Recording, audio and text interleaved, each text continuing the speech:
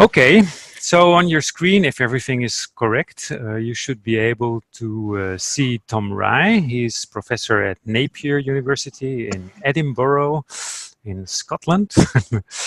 And he will tell us today about measure selection in the framework of prosperity. He's also a member of the Prosperity Consortium. And we agreed that he would introduce himself further. So, from my point of view, you can go ahead, Tom. Okay, thank you, Karl-Heinz. Yeah, as Karl-Heinz said, I'm Tom Rye from Edinburgh Napier University in Scotland, in the UK. And I'm giving this seminar or webinar because I've previously done some training on measure selection, and I really think it's a very, very key aspect of SUMP, really quite a challenging aspect of SUMP. And I'd like to present some ideas about how you might go about doing your selection of measures. So I'll turn to my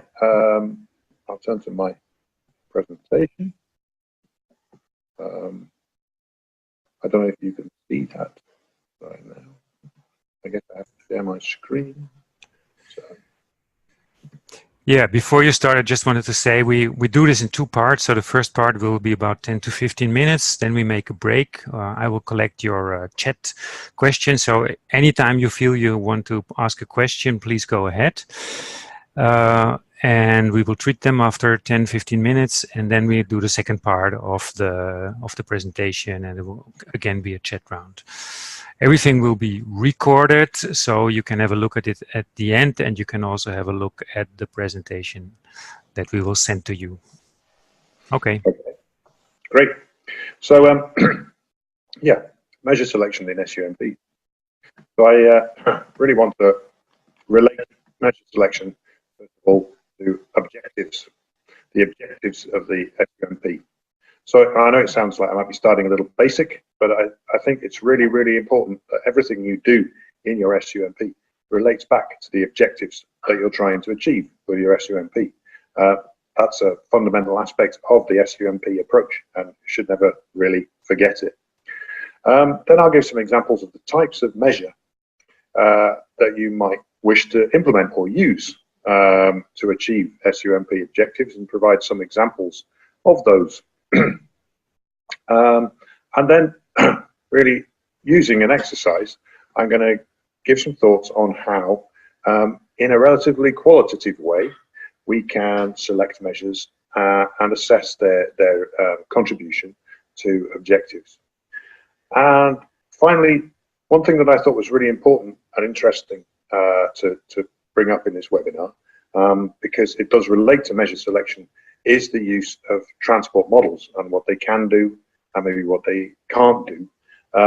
Because often I found in my experience of working with cities on SUMPs, there's a great desire to use a transport model to try to always predict what the measure or measures will do in terms of the objectives, or maybe not even in terms of the objectives, but just what they will do. And that's useful in some contexts and less useful in other contexts. So I've got a few thought-provoking ideas on that. Hopefully I can get my next slide. Yeah. So some typical SUMP objectives. Just want to show from an SUMP in the West Midlands. That's in the UK, the area around Birmingham, industrial or former industrial area around Birmingham. What are their objectives? Well, they're very keen to ensure that transport does something for the economy, that it improves the economy.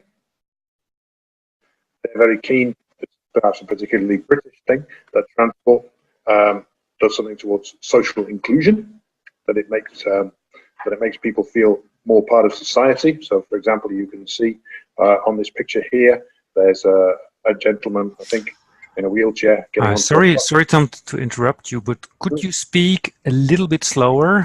You're a native speaker, you have it, and yeah, sorry, the sound quality is not perfect, so it's better if you speak a little bit slower. Sorry. Okay.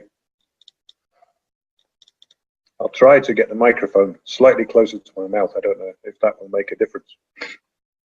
As you know, Karl-Heinz, when we tested this, the The sound quality was, I think, excellent, but such is life. Yeah, so they're trying to improve social inclusion, make people feel more part of society, able to participate in society, and improve accessibility so that people can get to the things that they need. Support sustainable development and growth, which really relates back to the economic point, and improve health and safety for all. And one thing I'd like to point out about these objectives are not transport objectives in themselves. They're things that many different things contribute to, not just transport.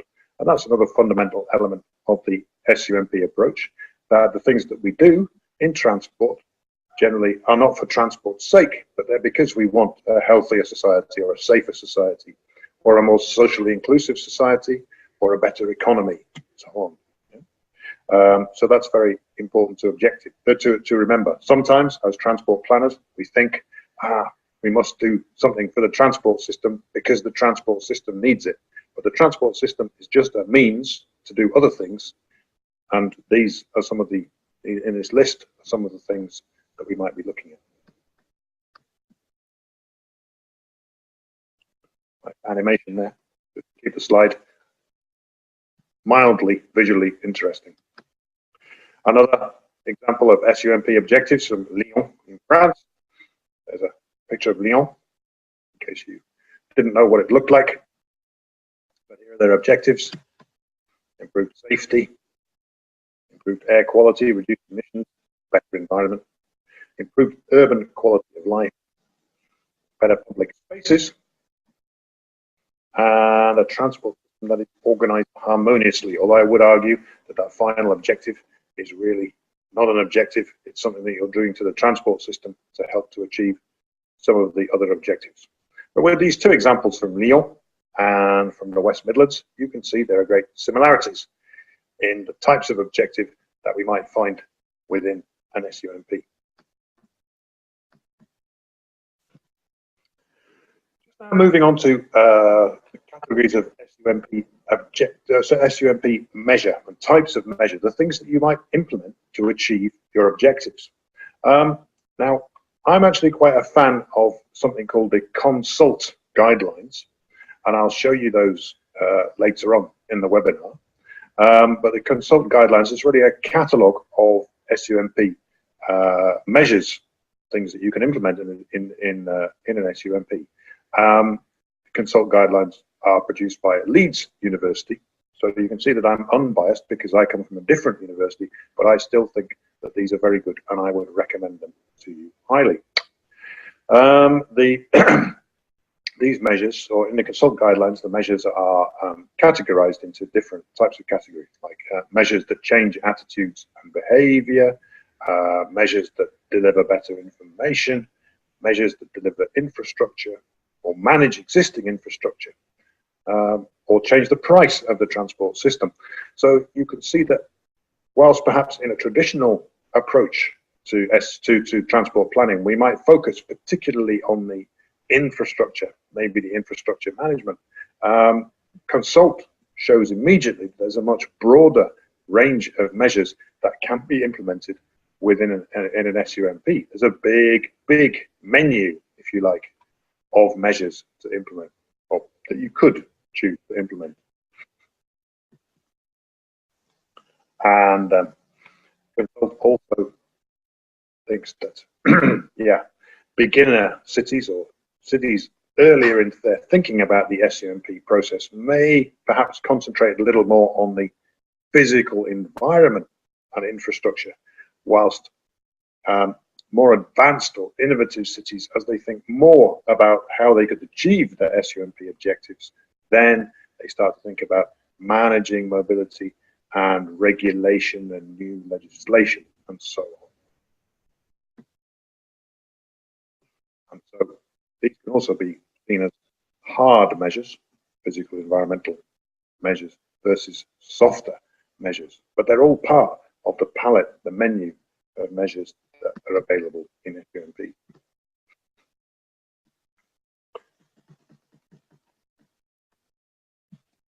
But thinking about physical infrastructure, infrastructure measures and photos there. I won't go through all of them, but you know, you see public transport investment or new cycling infrastructure or traffic calming and speed management, for example, maintenance of existing infrastructure, or road capacity restraint or reduction or access control. So things you do to the physical infrastructure. That's one sort of set of measures.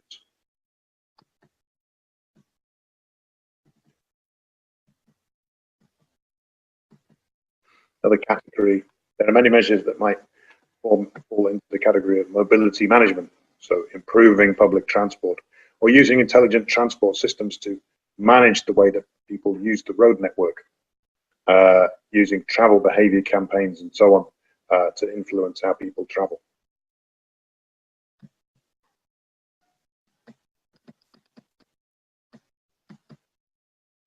And regulating or new service provision or legislation, you see things like parking management, road pricing, prioritizing public transport or cyclists and pedestrians, and integrating land use and transport planning through different regulation.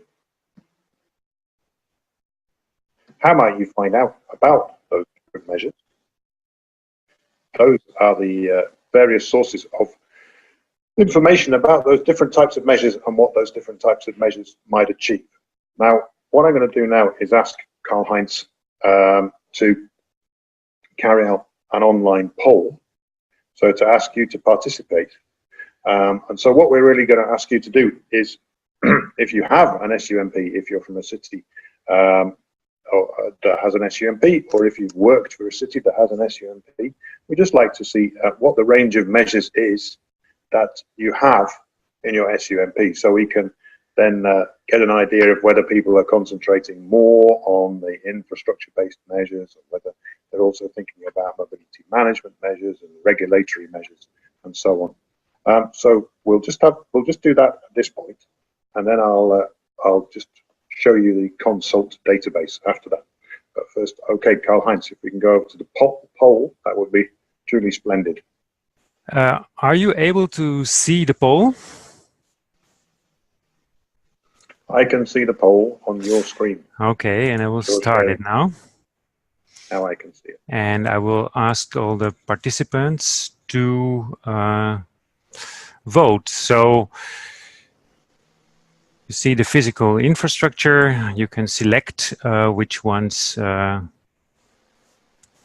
participating in. Or you have or considering for your SUMP. Yeah. And do please note that there is an option none of the above. And so if you are not doing any of the above, then please tick none of the above. Ah, there we go. It works. Yeah, perfect. I think not everybody is voting, so you can see road building is not very high on the list. No, road building is not high on the list, which doesn't totally surprise me. Okay. But I'm not surprised also that public transport improvements are kind of top of the list. What does surprise me, actually, is that road capacity restraint or access control is as high as it is. Yeah.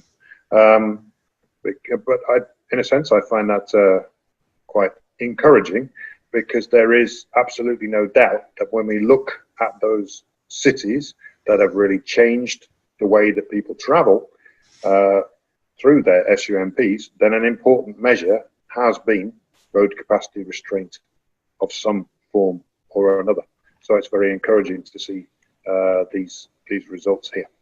I included road building in the poll because it can be, and in some cases, some new road building can be part of an SUMP. An SUMP does not mean an end to all road building, but it means thinking about what that road building might achieve for you. Okay, shall we do another poll? Yeah. So the next one is this, in the sector of mobility management. What measures you have or are considering? Could you please vote again? We clearly have some very innovative cities signed up to this webinar, which is great. Yeah. Unsurprisingly, road pricing comes in low there, but I say unsurprisingly because, of course, in many parts of Europe, road pricing is legally not possible. So this again, very encouraging range of measures. Okay. And let's just try one more poll, Karl-Heinz. We don't have to do all four. Yeah. But,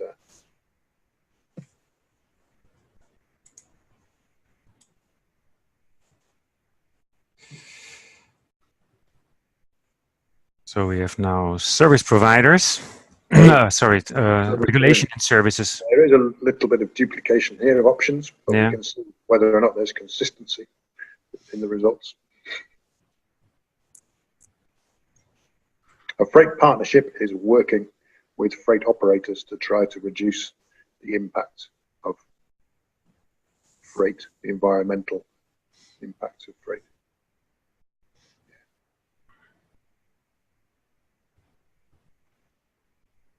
Yeah. So we have, not surprisingly, not that much on freight, because freight is always a bit of a problematic area, unfortunately. Road pricing, again, as we said before. Integrated land use transport planning. It's an incredibly important area.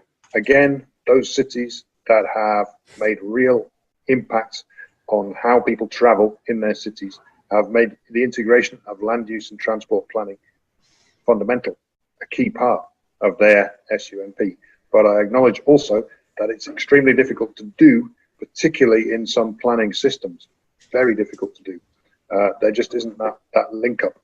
And I think really more work, more guidance needs to be produced. And I think will be produced soon as part of the revised SUMP guidelines on how to do more to integrate land use and transport planning. It's such a key area.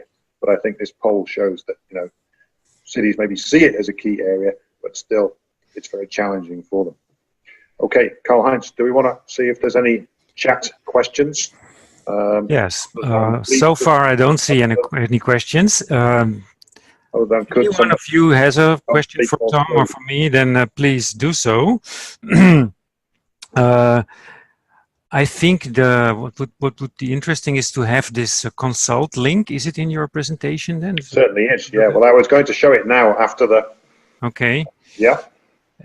Fine. And then is one question I have is, so some of the objectives you showed, they come from other sectors like health, yeah? So how do you get them into a SUMP, that you get objectives that are not transport related? Well, I mean, a key element of SUMP, again, is working across policy sectors, across policy areas. And so if you involve stakeholders from other policy areas in developing your objectives, then you will have, then you will ensure that you have objectives like those. But also, I mean, the fundamental thing to remember is that transport is not something that we do just because we love transport. Transport is something that is there to help us to do other things in society. And so it's essential that the objectives in an SUMP reflect those other things that we're trying to achieve in society, like reduced pollution or an improved economy or more social inclusion. It's really, really important not to have objectives in your SUMP that say things like we will make trains faster, because we only make trains faster because we want to maybe improve accessibility, for example, to achieve something bigger. And so if we think in that way, then inevitably you will end up with a set of broader objectives. And that's to my mind, core to the SUMP approach. Okay, I think you will go into how you select the most effective measures. You will talk a bit in the next part of the presentation. Yeah. Okay. So, at the moment, I don't see any questions, so okay. I would say you just proceed with the next part. Okay. So the key element really is, well, to me, the policy instruments. So you can see that the policy instruments are divided into different categories, like land use. So they start with land use, which I emphasize the importance of. They look at management service, attitudinal and behavioral, information provision, pricing. So we go to infrastructure management service. So I'll go to one that I particularly like. So you can see here, there's a huge list of measures. But I'll go to parking controls. As you can see, this database was updated in the framework of another European Union project, Challenge. And I think I must say that a rather good job was done here. So there's a page which summarizes what parking controls are. Then there's a much more detailed description of what parking controls are. And then, I think quite useful, evidence on performance. Right? So if you're not going to produce a model to try to predict the impact of a particular measure, what you might look at is, well, what evidence is there of this measure's performance in other cities or in other contexts? And so what Consult does is bring together some evidence on the performance of these types of measures to give you an idea as to what the measure could help you to achieve. So I think that's particularly useful. And then it also provides some thoughts on how the measure contributes to some generic, relatively generic SUMP objectives. So here they've got an objective called efficiency, which really means about congestion management, livable streets, better places, environmental protection, equity and social inclusion. As we saw before, these are very typical objectives.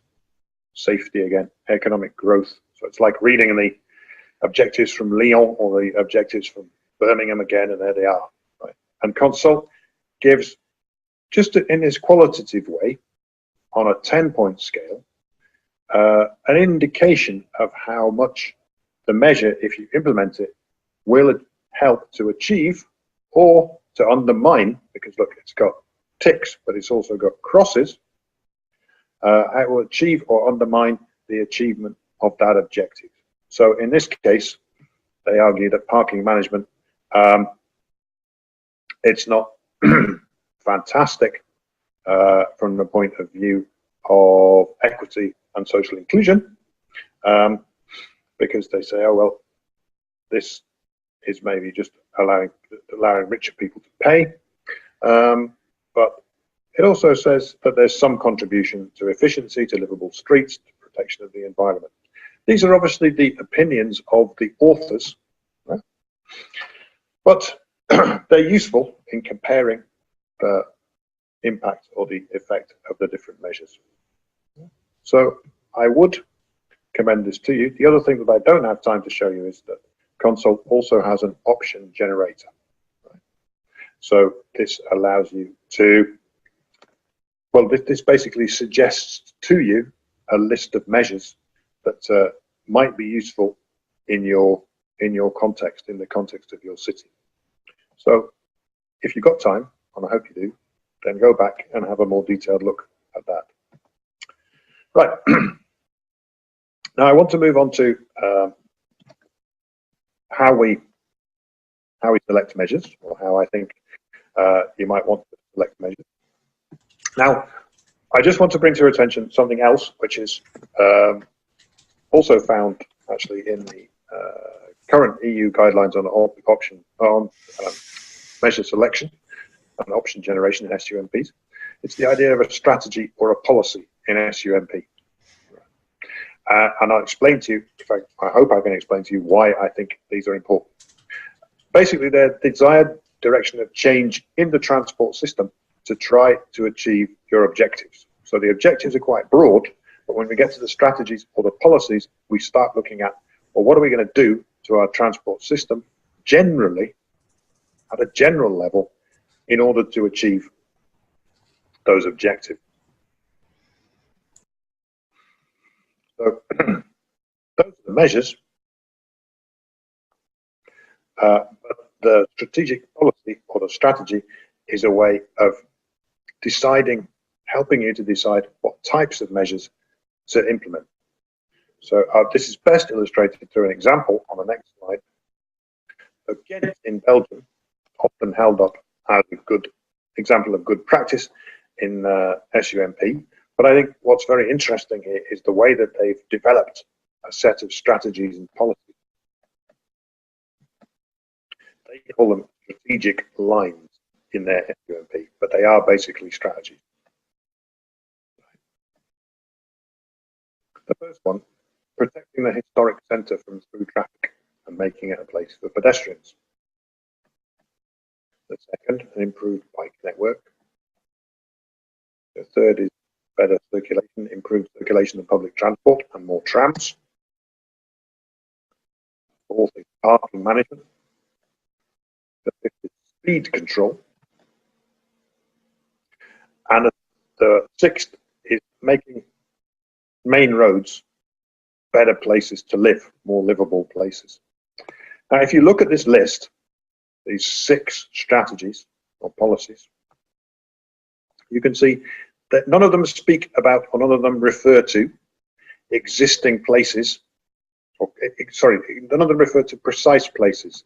These are statements of what kind of measure Ghent will implement without saying exactly what measure in what place.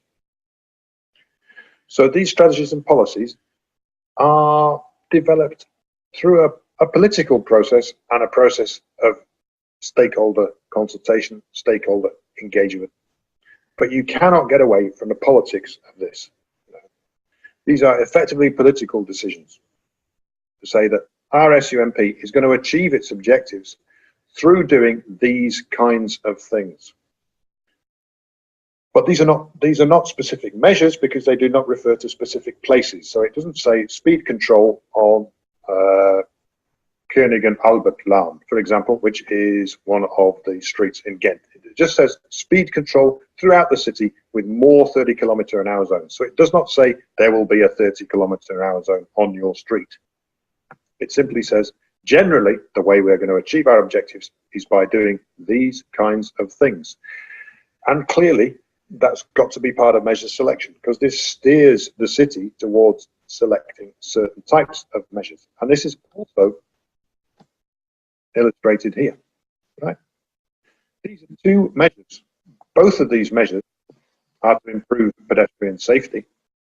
One involves segregating pedestrians from motor vehicles. The other involves mixing them up and slowing down the motor vehicles.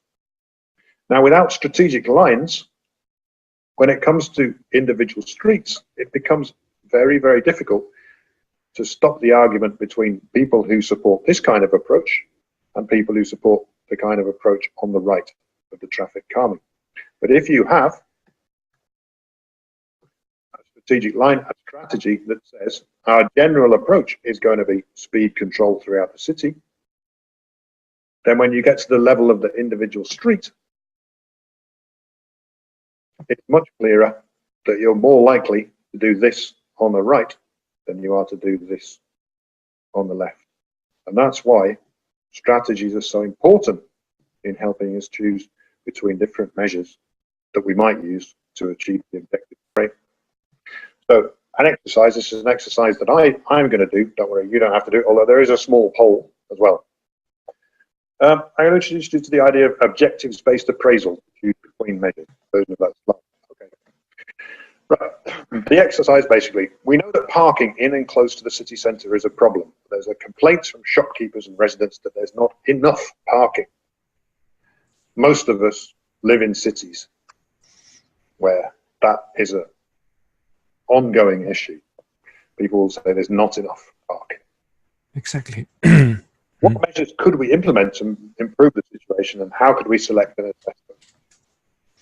So we've got some objectives, some objectives on our next slide, and we're also going to use the strategic lines as the strategies of our SUMP. So, there's my objectives for a typical sump. So cut congestion, cut local air pollution, improve the accessibility of the transport system for disabled people, improve the local economy, and reduce the city's reliance on fossil fuels for transport, right? So those are some objectives. And what I'm saying here is that we need to appraise or assess our possible measures in terms of how they achieve these objectives. So it's a bit like what we saw in the consult database, where they had ticks and crosses against certain objectives for parking management. But also, I think it's always useful, but you may disagree, to have some other appraisal criteria that we can consider. So how does a measure, does it deliver on value for money? If it's hugely expensive, but doesn't do very much more than another cheap measure, then obviously it's not very value for money. Is it technically feasible to implement? You might like to have a Hyperloop, but is it technically feasible to have a Hyperloop? Probably not. Is it technically feasible to put ramps that disabled people can use to cross the road? Yes, very technically feasible. So it might be that you say, well, we like technically feasible things more than we like things that are very technically difficult. Is it publicly acceptable? You can't get away from politics in SUMPs. So a measure that's very publicly not acceptable may be one that you choose not to do. Incremental implementation. What do I mean by that? I mean, can you do it bit by bit? Or can you only do one massive project? Do you have to do the investment, if it is investment, all at once? In these times of not having very much money, it's often useful to have measures that you can do bit by bit. And you can say, well, this is part of a long-term plan. So we want to make all crossings in the city accessible for disabled people, but we'll start with the ones we can afford. So incremental implementation. And is it reversible? If you do it and you find it's wrong, can you take it away? Not something that we like to do, but it is a consideration. It's something to think about. So, generate ideas for measures guided by the sump strategies that address your objective.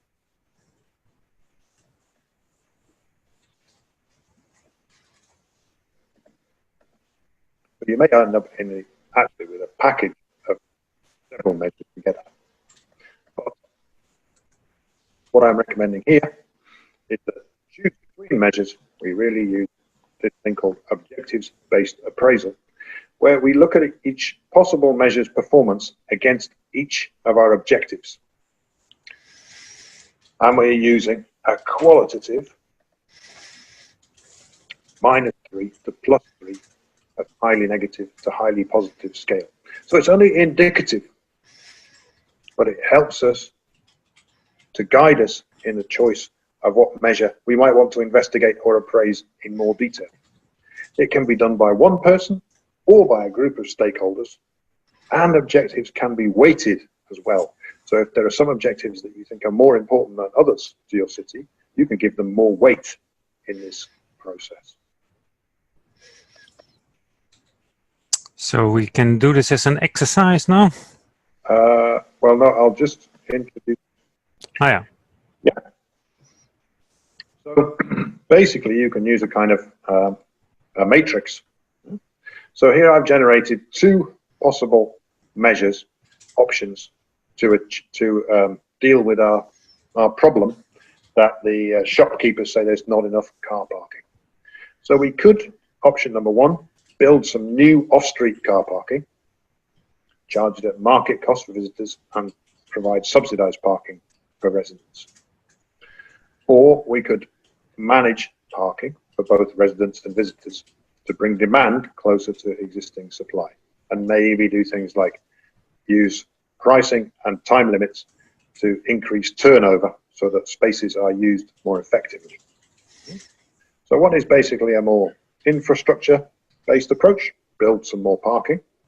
One is more managing what we've got already to see what that does. So, do you want to introduce the poll, Karl-Heinz? Yes, I will try to do that. So I will take away your screen again. Okay. So here we have it. So you can see what effect do this measure have on Congestion. on congestion, and you can select new off-street parking from cause much more congestion to strongly reduce congestion. And if you scroll down, you can choose for parking management the same thing. So please go ahead and participate in the poll. So basically what we're asking you to do is, for one of those objectives, appraise the two options. New off-street parking is supposed to cause more suggestion, but some also think it would reduce it. Yeah. Yeah. Okay. Yeah, the purpose of this is so that you can see different people's opinions, and you can imagine that you could have a group of stakeholders discussing this, right? And you could, those of you who say that it could cause more congestion, might discuss with those who say it reduced congestion a little. And ultimately, the idea is that you get to an agreement about, okay, will it, will it increase congestion or reduce congestion? When we get down to the second option, the second measure, then we can see that most people are thinking that the parking management is going to have a beneficial effect on congestion. So, as I say, one person could do this, or you can use a group of stakeholders or a group of experts to do this. And it's not exact science, obviously, but I'll also show you some data if I've got time left that shows that modeling isn't exact science either. But what this helps is to do is to guide the choice of solution, guide the choice of measure. And here, I think it's clear that there's more support, or that more people are thinking that parking management would probably be a better idea and help to achieve this congestion reduction objective than people who think that building more parking is a good idea. But there is some argument, and I think it's useful to bring that argument out and to have that debate, have that discussion in a group of stakeholders or a group of experts. Because otherwise you don't make a good decision about what measure to choose. Okay, Karl-Heinz, I'll go back to my presentation now, if I may. Sure. Yeah, of course, we should also remember, well, sorry, first point, that you go through every one of those objectives and do the same kind of process. So you score each measure, the measures here at the top, against how they would contribute to each of these 5 objectives. But we should also bear in mind that the strategies may guide choice. So Ghent has a strategic line on parking management, which means that even before you start thinking about these specific measures, there's a strong policy or strategic support in the SUMP for the idea that, okay, we start with parking management, maybe then we build some more parking if we find we need it. Yeah, so you can see there how the strategic line of the strategy fits together with this objectives-based appraisal. I'm just going to switch quickly to an Excel file, hopefully. Here, I've just done this in Excel format, and I filled in my thoughts very briefly. So on the scale of -3 to -3 to +3, with a 0 in the middle. Don't worry about that too much. But obviously, you could sum these if you wished to get an overall score. In this case, -5. There's no weights here. But what you might do, you might say, well, okay, we are particularly interested in cutting congestion. So out of 100, or out of 10, or actually in this case out of 1, we're going to give congestion 30% of the weight. Improved economy, 10%. These are obviously, these are ones that I just made up. So you would use stakeholder discussion, political input to work out what the weights are. But here there's improved economy is weighted a bit less and congestion reduction is weighted a little bit more. And then you can produce weighted scores of the two options as well, which may make it even clearer as to which option is the preferred option. So this is basically called objectives-based appraisal, and you would probably insert a short comment in this table to explain why you've given it the score that you have. And this is called multi-criteria analysis because it's including some weights. And apologies to those of you who are familiar with that already, but some people aren't familiar with that, so I thought it's useful to show it. Now I just have to try and share again. Right. It works. It works. Finally, and I've got a few minutes here, what about this issue of transport models to help us choose our measures? Because the methodology that I just outlined is very basic, very qualitative, can be quite quick, has the real benefit that you can involve people, including non-experts, in deriving weights, in deriving scores for measures against different the different objectives. One other way of predicting how a measure will perform is to use a transport model. And transport models are attractive. I mean here, and thank you very much, I must acknowledge the input or the support of this company PNZ in Ljubljana in Slovenia, who do a lot of transport modeling and are very expert in it. But they obviously show they can produce very convincing looking, very attractive looking mapping. In this case it's CO2, NOx and noise emissions, showing how different levels of traffic influence those. So this is a very attractive aspect of the transport model. But transport models are basically built on the idea that we divide a city up into different zones, and those zones attract a certain number of trips and they produce a certain number of trips. And so there's trips traveling from zone 4 to zone 5 and zone 2 to zone 5 and zone 3 to zone 1 and so on. Yeah? And we have to work out how many trips are generated, how the trips, where the trips go to and from, like which zones they go to and from, which transport modes people are going to use, and then finally which routes they're going to take. And then we're able to work out the flows of vehicles and passengers and sometimes pedestrians and sometimes cyclists. But models are particularly poor at the moment at doing pedestrians and cyclists. So you can see here that we need to make, well, we need a lot of numbers to input into this system, and we need to make quite a lot of assumptions about where trips are generated and how many trips are generated, about where trips are going, how many trips go to where. We have to make assumptions. They are based on sometimes some empirical observation. More often, they're based on a sophisticated kind of survey. We have to make assumptions about how people will travel, which mode they will take. And then we use mathematical methods to work out which route people will take. So this is although it's just a load of boxes and arrows, actually what's in there is incredibly complicated and very specialist, but actually relies on quite a lot of assumptions that you, if you're not a modeler, you may not be fully aware of.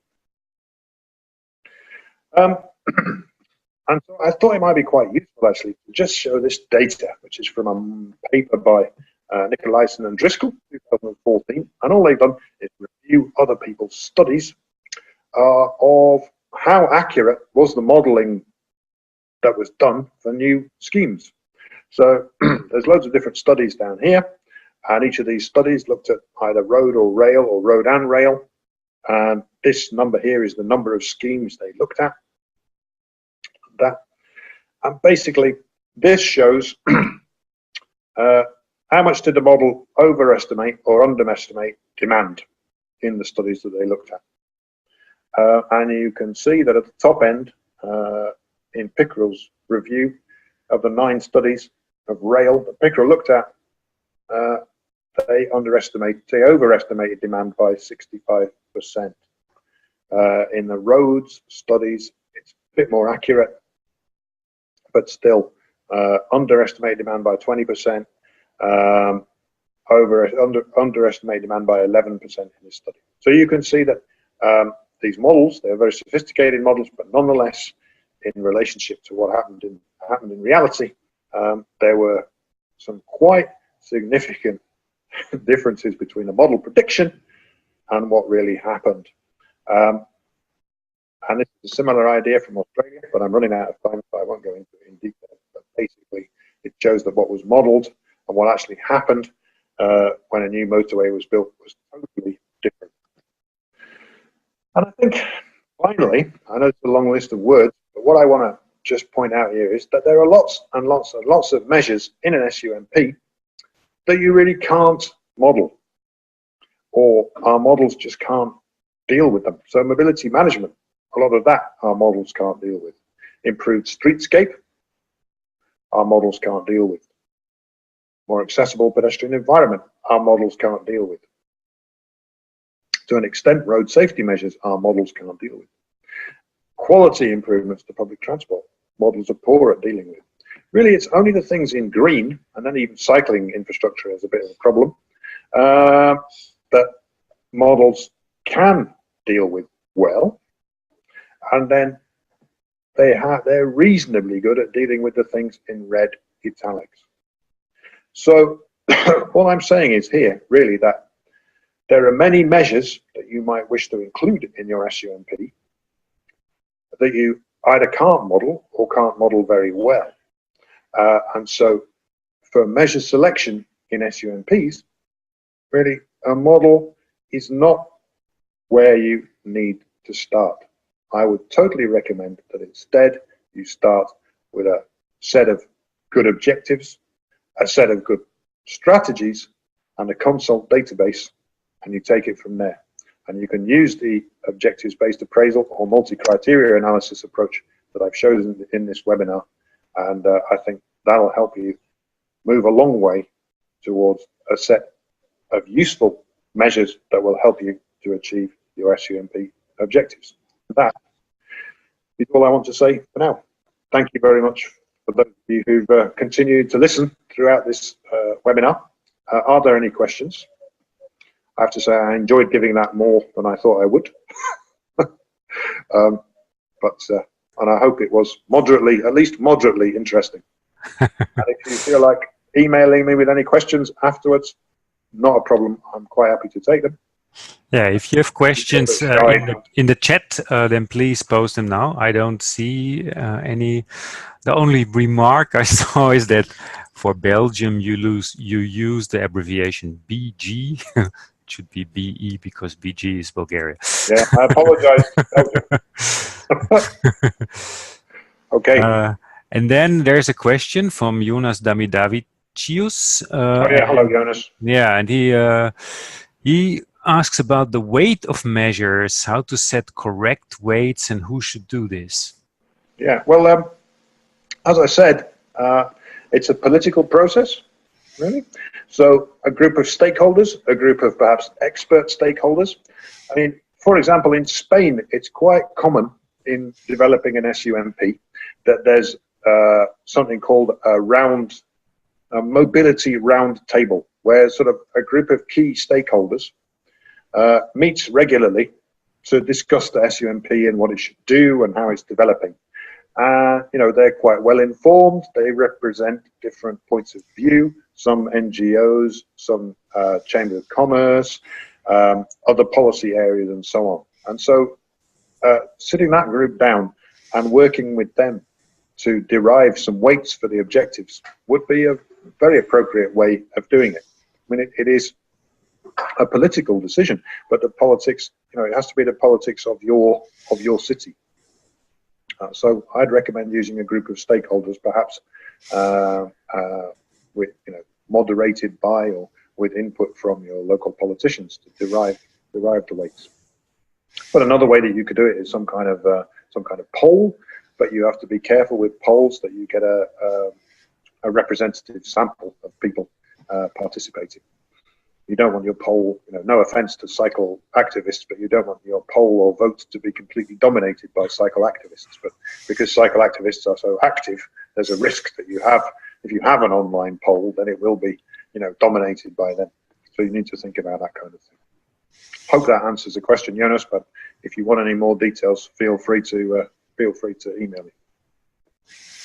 Yeah, I think it's from my experience when I'm in workshops or so, we sometimes use this thing just to sort of objectivize the discussion, because the discussion can go on very little examples. In this road it wouldn't work or so, and then you say, okay, let's have a general view on it, and how would you weight that, and then you could do some calculations. And, and I think it's also it's often useful because you can have really opposing things. The most famous what is often happen is that you want to make it right for everybody. So you make more roads, more public transport, more cycling, but that won't work because there's only limited space. Well, I think that's why having some strategic lines or some strategies is also so incredibly important. It moves the discussion about how you want your transport system to develop to a slightly higher level, so people can still imagine it, but they don't have to think about their individual street. And if you leave it to the point where you have to have that discussion about what measures shall we have on every single street, then it becomes almost impossible to manage. So I think we're out of time, Karl-Heinz. I think also that we are out of time. So thank you to everybody for participating. Thank you, Tom, for a nice presentation. We will we will edit this video because we had some problems with the polling. We're not sure if you will be able to see it, but you will get the link, and you will also get a link to the presentation. It will be on the Prosperity website, and we will send an email. But it might take a little bit time because the person who is editing the video, Robert, he's at the moment on holiday in Mexico. So thank you, everybody, and goodbye. Okay. Bye, Karl-Heinz. Thanks a lot for moderating. I'll end the thing now. You're welcome. All right, bye. Bye.